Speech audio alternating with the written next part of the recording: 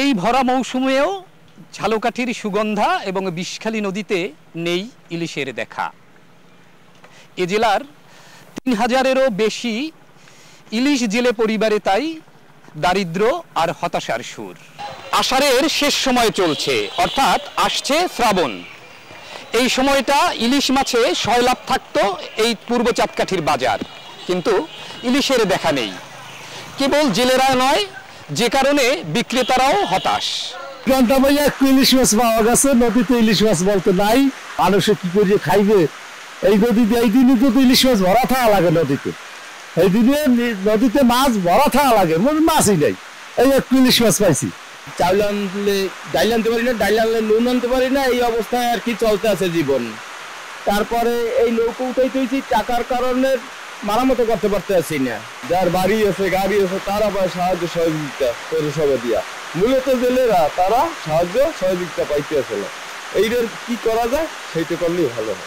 এখন এই মৌসুমে ইলিশ মাছ থাকার কথা 7 থেকে 800 বা 1000-1200। এখন ইলিশ আমাদের কিনতেই হয় 2800 টাকা কেজি, বিক্রি করতে গেলে ক্রেতারা 2-1টা মাছ যদিও আসে, হয়তো সবাই কিনতে পারে না, কিন্তু হাতে গোনা কয়েকজনে কিনতে পারে। গরিবের কপালে আর ইলিশ মাছ জোটে না। এই ভরা মৌসুমেও কেন ধরা পড়ছে না রূপালী ইলিশ, জানবো একজন বিশেষজ্ঞের কাছে। 2-1 বছর ধরে দেখা যাচ্ছে যে ইলিশের প্রাচুর্যতা কম, জেলেদের জালে পর্যাপ্ত পরিমাণ ইলিশ ধরা পড়ছে না। এর বিভিন্ন কারণ রয়েছে। আসলে আমাদের প্রাকৃতিক যে জলবায়ুটা এখন সহিষ্ণু পর্যায়ে নেই। বিভিন্ন বৈষম্য দেখা যাচ্ছে, যেমন অতিবৃষ্টি, তারপরে খরা, আমাদের নদীর যে গতিপথ সেটা প্রতিনিয়ত পরিবর্তন হচ্ছে, আপনার নাব্যতা বৃদ্ধি পাচ্ছে।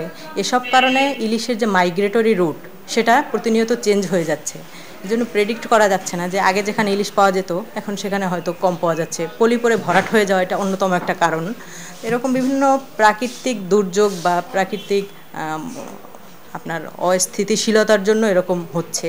আর এবছর এখনও ইলিশ পাওয়া যাচ্ছে না। আসলে এবছর আমরা সবাই দেখছি যে বৃষ্টিটা খুব তাড়াতাড়ি শুরু হয়েছে এবং একটানা বৃষ্টি হচ্ছে। আমরা জানি যে ইলিশ ধরা পড়ার একটা সময় আছে, আপনার হলো অমাবস্যা পূর্ণিমার সাথে রিলেটেড। আমরা আশা করছি যে আর কিছুদিনের মধ্যে হয়তো ইলিশের প্রাচুর্যতা দেশে বৃদ্ধি পাবে। জেলেদের জাল এবং জালের কাঠি থেকে এ জেলার নামকরণ হয়েছিল ঝালকাঠি, কিন্তু আজ এই দুঃখ দুর্দশার দিনে জেলেদের পাশে নেই সরকারি কিংবা বেসরকারি সংস্থার কেউ। তাই অবহেলিত এই জেলেপাড়া নিজেই যেন বলছে, ঈশ্বর থাকেন ওই ভদ্রপল্লীতে, এখানে তাহাকে খুঁজিয়া পাওয়া যাইবে না। পলাশ রায়, সময় সংবাদ, ঝালকাঠি।